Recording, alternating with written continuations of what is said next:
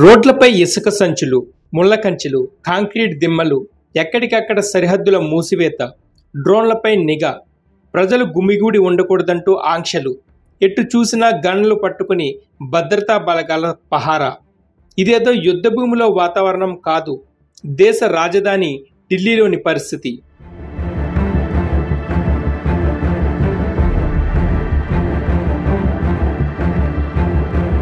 అన్ని పంటలకు కనీస మద్దతు ధరకు హామీనిస్తూ చట్టం తేవాలని, రుణమాఫీ, పింఛన్లు తదితర డిమాండ్లు నెరవేర్చాలని కోరుతూ పార్లమెంటు ముట్టడికి రైతు సంఘాలు మంగళవారం చలో ఢిల్లీ కార్యక్రమం తలపెట్టిన సంగతి తెలిసిందే.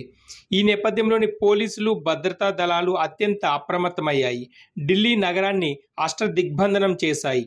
దేశ రాజధానిలో నెల రోజుల పాటు 144 సెక్షన్ అమలయ్యేలా సోమవారం ఉత్తర్వులు జారీ చేశారు. యూపీ, పంజాబ్, హర్యానాతో ఉన్న సరిహద్దుల్లో జాతీయ రహదారులను పూర్తిగా మూసివేశారు.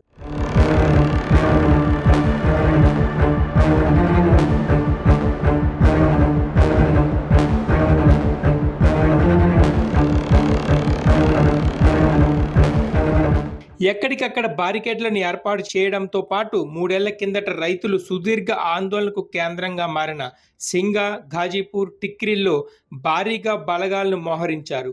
వాహనాలు ముందుకు కదిలితే టైర్లు పంక్చర్ అయ్యేలా రోడ్లపై మేకులు అమర్చారు. గజియాబాద్తో పాటు పలు చోట్ల రోడ్లపై అడ్డంగా సిమెంట్ దిమ్మలు పెట్టి వాటి మధ్య కాంక్రీట్ మిశ్రమం నింపారు.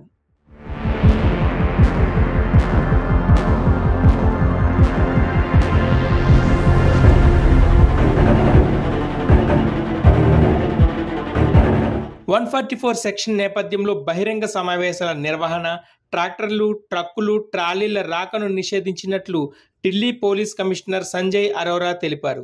లైసెన్స్డ్ తుపాకీలు, మండే స్వభావం గల పదార్థాలు, కత్తులు, త్రిశూలాలు, రాడ్లు, బరిసెలను వెంట తీసుకురావద్దని రైతులను హెచ్చరించారు. లౌడ్ స్పీకర్లపైన ఆంక్షలు వర్తిస్తాయన్నారు. అత్యవసరమైతే తప్ప ప్రజలు ప్రధాన రోడ్లపైకి రావద్దని సూచించారు. రైతుల ఆందోళన నేపథ్యంలో హర్యానా కూడా భద్రతా చర్యలు చేపట్టింది. పంజాబ్తో అంబాలా వద్దనున్న సరిహద్దును తాత్కాలికంగా మూసివేసింది.